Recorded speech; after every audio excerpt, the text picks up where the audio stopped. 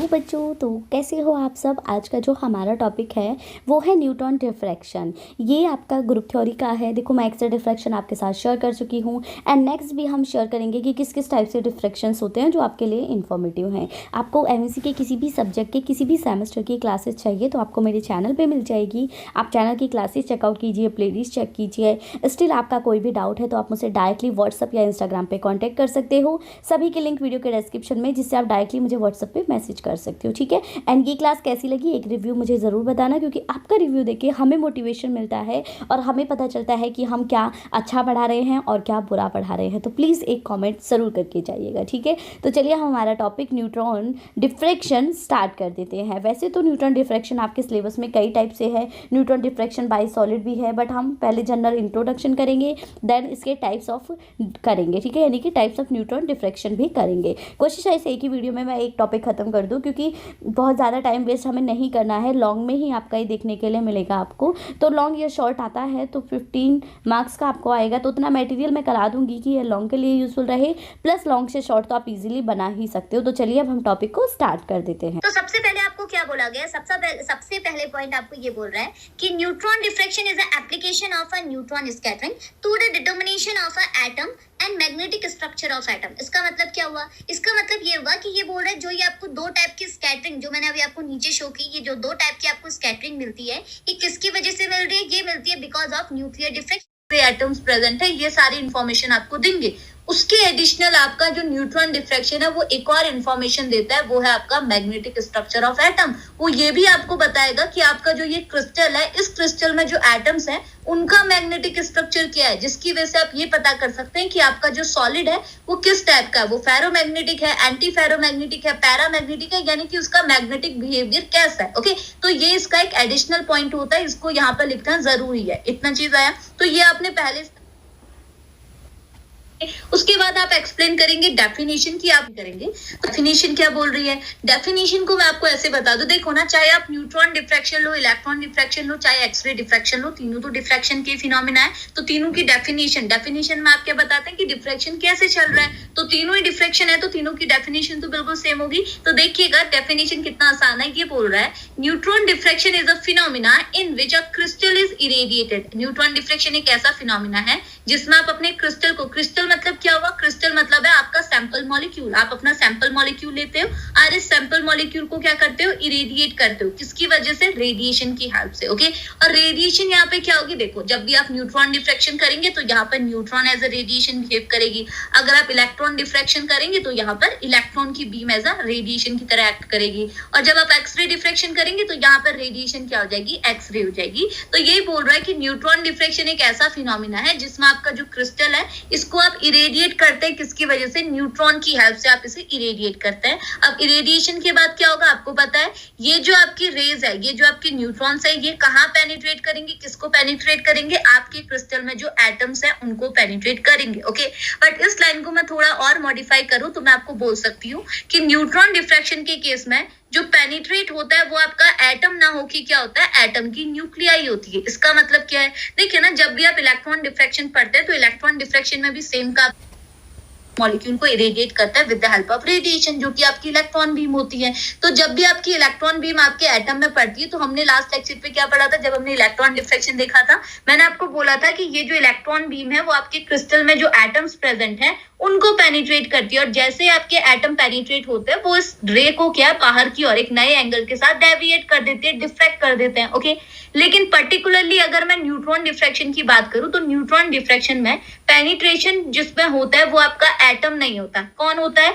Atom के अंदर जो न्यूक्लियाई प्रेजेंट है वो पेनिट्रेट होती है। तो ये पॉइंट भी आपने माइंड पर रखना है। मैंने डेफिनेशन में ये चीज ऐड कर रखी है कि neutron diffraction is phenomena in which nuclei of atom जो कि आपके क्रिस्टल में प्रेजेंट है, आपके क्रिस्टल में एटम है, एटम के अंदर न्यूक्लियाई है, वो पेनिट्रेट होती है, उसके ऊपर आपके न्यूट्रॉन्स पड़ते हैं। और न्यूट्रॉन पड़ने की वजह से आपकी न्यूक्लियाई क्या है? इस न्यूट्रॉन की रे को बाहर की और एक नया एंगल बनाते हुए स्कैटर्ड कर देती है। और ये जो आपकी स्कैटर्ड रे है इसी को बोला जाता है स्कैटरिंग। तो यहाँ से ही हमको क्या है? इस न्यूट्रॉन डिफ्रैक्शन की फिनोमेना से ही हमको स्कैटरिंग देखने को मिलती है, जो कि दो टाइप की होती है, वो हम आगे डिस्कस करेंगे। ठीक है, समझ में आया? तो ये स्कैटरिंग समझ में आया, यहीं से आपकी स्कैटरिंग होती है। और पेनिट्रेटेड कौन होता है? पेनिट्रेशन होता है आपकी न्यूक्लियाई ऑफ एटम का।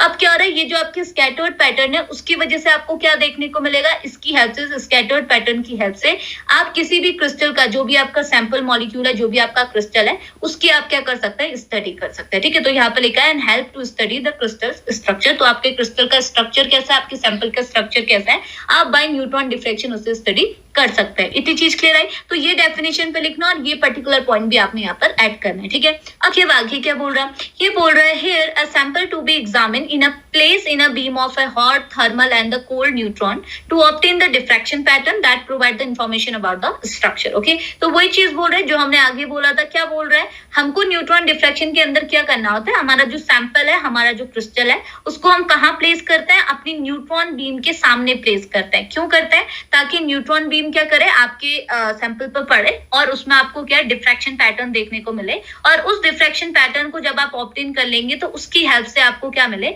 आपका जो ये जो क्रिस्टल है, आपका जो सैंपल है, इसका स्ट्रक्चरल इंफॉर्मेशन आपको क्या हो, प्रोवाइड हो। इसलिए हम लोग न्यूट्रॉन डिफ्रैक्शन कराते हैं। ओके, और ये जो न्यूट्रॉन बीम है वो आपकी थर्मल भी हो सकती है, हॉट भी हो सकती है, कोल्ड भी हो सकती है। तो वही चीज बोल रहा है। ओके, अब देखिए आगे क्या बोल रहा है, ये बोल रहा है the study of a material, the study of, ये क्या बोल रहा है, the study of material by A neutron diffraction has many advantages against the normally used X-ray and electron diffraction। इसका मतलब क्या हुआ, इसका मतलब ये हुआ, ये बोलना चाह रहा है कि अगर आपने किसी भी मटेरियल की, किसी भी सैंपल की स्टडी करनी है तो आप क्या करेंगे, यहाँ पे न्यूट्रॉन डिफ्रैक्शन को ज्यादा प्रेफर कर सकते हैं, क्योंकि इसके पास क्या है, ज्यादा एडवांटेजेस हैं कंपेयर टू नॉर्मली यूज जो हम लोग एक्सरे और इलेक्ट्रॉन डिफ्रैक्शन यूज करते हैं उसके कंपेयर में। ओके, अब क्यों है, क्योंकि देखो बाकी के पॉइंट तो मैं आगे आपको डिस्कस कराऊंगी, बट पहला पॉइंट तो आप ऊपर ही देख चुके हैं। हमने क्या देखा था, हमने ये देखा था कि आपके जो सारे डिफ्रैक्शन होते हैं, इलेक्ट्रॉन, न्यूट्रॉन और आपके एक्सरे डिफ्रैक्शन, तीनों ही डिफ्रैक्शन की हेल्प से आप अपनी क्रिस्टल का स्ट्रक्चरल डिटर्मिनेशन करा सकते हैं। बट उसके साथ साथ न्यूट्रॉन डिफ्रैक्शन का एक एडिशनल फीचर क्या है कि न्यूट्रॉन डिफ्रैक्शन की हेल्प से आप किसी भी क्रिस्टल के अंदर जो एटम्स हैं उनका मैग्नेटिक स्ट्रक्चर भी प्रिडिक्ट कर सकते हैं। तो पहली एप्लीकेशन तो आपको ऊपर ही दिख गई। ठीक है, पहला एडवांटेज तो आपको ऊपर ही दिख गया।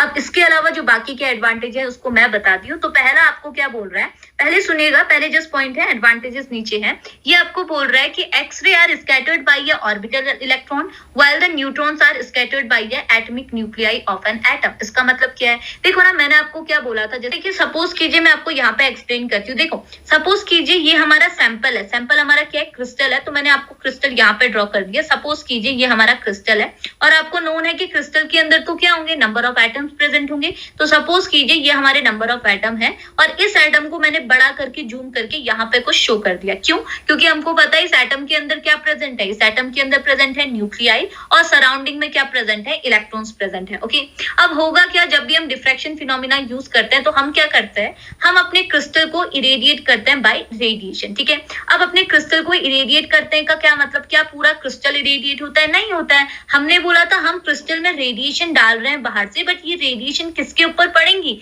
हमारे क्रिस्टल में जो एटम्स प्रेजेंट है इस पे पड़ेंगी। और एटम पे भी नहीं पड़ेंगी, हमको बोलना चाहिए एटम के अंदर पर्टिकुलर पॉइंट पे पड़ेंगी। कैसे, तो मैंने आपको ऊपर भी बताया था, जब भी हम न्यूट्रॉन डिफ्रैक्शन कराते हैं तो न्यूट्रॉन डिफ्रैक्शन में पेनिट्रेट कौन होता है, क्रिस्टल पेनिट्रेट नहीं होता, ना क्रिस्टल का एटम पेनिट्रेट होता है। पेनिट्रेट कौन होता है, एटम के अंदर जो न्यूक्लियाई प्रेजेंट है वो पेनिट्रेट होती है। ओके, सिमिलरली अगर मैं यहाँ पर को एक्सरे के कंपेयर में अगर न्यूट्रॉन डिफ्रैक्शन की बात करूं, तो अगर मैं बताऊं एक्सरे के केस में कौन पेनिट्रेट होता है, तो एक्सरे के केस में भी क्रिस्टल पेनिट्रेट नहीं होता, ना क्रिस्टल के अंदर जो एटम प्रेजेंट है वो पेनिट्रेट होता है। पेनिट्रेट कौन होता है, जो एटम में क्या है, इलेक्ट्रॉन प्रेजेंट है ऑर्बिटल में, वो पेनिट्रेट होता है। तो वही चीज लिखा है कि एक्सरे के केस में पेनिट्रेट कौन होता है, ऑर्बिटल इलेक्ट्रॉन होता है। और जब आपका ऑर्बिटल इलेक्ट्रॉन, जैसे मैं दिखाती हूँ, ये आपकी रेडिएशन है सपोज एक्सरे, और एक्सरे से आपने क्या किया, पेनिट्रेशन किया, तो पेनिट्रेट कौन होंगे, ये जो आपके ऑर्बिटल इलेक्ट्रॉन है ये पेनिट्रेट होंगे। और ये ऑर्बिटल इलेक्ट्रॉन क्या करेंगे, इस रे को, जो आपकी इंसिडेंट रे एक्सरे है, इसे एक नया एंगल बनाते हुए बाहर की ओर स्कैटर्ड कर देंगे। तो स्कैटरिंग किसकी वजह से हुई, because of these orbital electron. Okay, तो वही बोल रहा है कि एक्सरे के केस में आपको स्कैटरिंग किसकी वजह से देखने को मिलती है, ऑर्बिटल इलेक्ट्रॉन की वजह से। लेकिन आपको न्यूट्रॉन डिफ्रैक्शन के केस में स्कैटरिंग किसकी वजह से देखने को मिलेगी, एटॉमिक न्यूक्लियाई की वजह से। ये चीज मैंने आपको ऊपर एक्सप्लेन की। ठीक है, तो एटम स्कैटरिंग नहीं कराता, कौन कराता है, एटम के अंदर के जो आपके सब एटम्स हैं बोल सकता है वो स्कैटरिंग कराता है। ठीक है, नेक्स्ट क्या बोल रहा है, नेक्स्ट ये बोल रहा है कि एक्सरे डिफ्रैक्शन जो है वो डिपेंड करता है एटॉमिक नंबर पे। क्यों? क्योंकि एटॉमिक नंबर अलग अलग होगा तो इलेक्ट्रॉन्स भी अलग अलग होंगे, और इलेक्ट्रॉन की वजह से ही तो आपका एक्सरे डिफ्रैक्शन हो रहा है। तो हम बोल सकते हैं कि एक्सरे डिफ्रैक्शन जो है वो डिपेंड करता है एटॉमिक नंबर पे।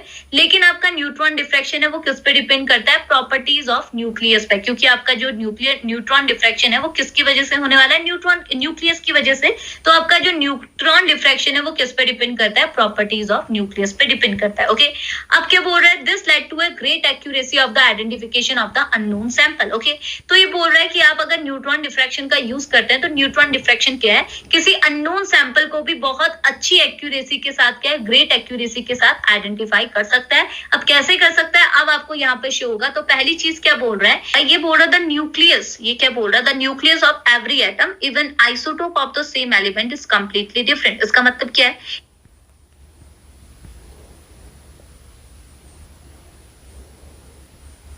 या चलिए उस पॉइंट को छोड़ देते हैं। उसके अलावा नेक्स्ट पॉइंट जो हमारा मैंने लिखा हुआ है उस पर आ जाते हैं। Neutron diffraction can tell the number of light element and exact position of them present in a structure. यानी कि न्यूट्रॉन डिफ्रैक्शन से ये जो हमारा क्रिस्टल है, इसमें जो एटम है, इसमें जो न्यूक्लियाई है, उसके अंदर हम एक लाइट एलिमेंट नंबर होगा। सेकंड, इसकी जो पोजीशन है उसे भी हम न्यूट्रॉन डिफ्रैक्शन के थ्रू सर्च आउट कर सकते हैं। अदरवाइज किसी और में हम वो चीज़ें उस तरीके से नहीं कर सकते हैं। तो ये एक इसका बेसिक इंट्रोडक्शन यहाँ पे एंड होता है।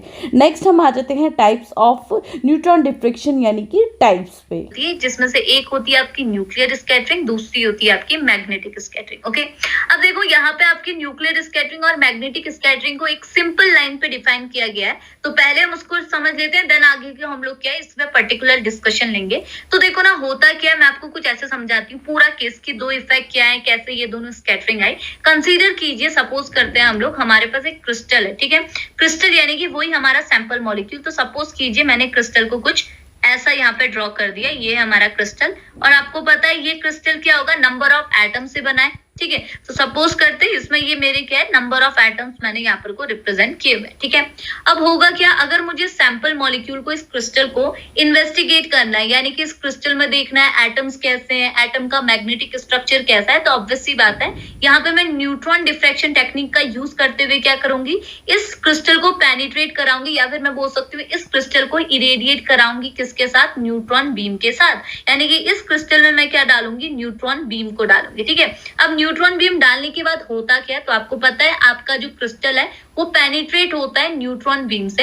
अब देखो, अब पर्टिकुलरली मैंने जैसे फर्स्ट लेक्चर पे बताया था कि जब भी आप न्यूट्रॉन बीम को डालोगे तो ये बीम क्या है, पूरे क्रिस्टल को कभी पेनिट्रेट नहीं करती, क्रिस्टल के अंदर एक पर्टिकुलर पोर्शन को पेनिट्रेट करती है। तो मैंने आपको तीनों टाइप की डिफ्रैक्शन में कौन सा पोर्शन पेनिट्रेट होता है वो फर्स्ट लेक्चर पे बताया था। यहाँ पे मैं पर्टिकुलरली बताती हूँ कि न्यूट्रॉन डिफ्रैक्शन के केस में कौन सा पोर्शन पर्टिकुलरली पेनिट्रेट होता है। तो सपोज करो आपके क्रिस्टल के अंदर एटम है, तो मैं एक एटम को पहले यहाँ पे बड़ा करके ड्रॉ करती हूँ और ये एटम के अंदर की न्यूक्लियाई को रिप्रेजेंट करती हूँ। तो देखो होता क्या है, जब भी आप न्यूट्रॉन डिफ्रैक्शन का केस लेते हैं तो न्यूट्रॉन डिफ्रैक्शन में जब भी आप न्यूट्रॉन की बीम को अपने क्रिस्टल के ऊपर डालते हैं तो ना आपका क्रिस्टल पेनिट्रेट होता है, ना क्रिस्टल के अंदर जो एटम्स प्रेजेंट है, जो मॉलिक्यूल प्रेजेंट है वो पेनिट्रेट होता है।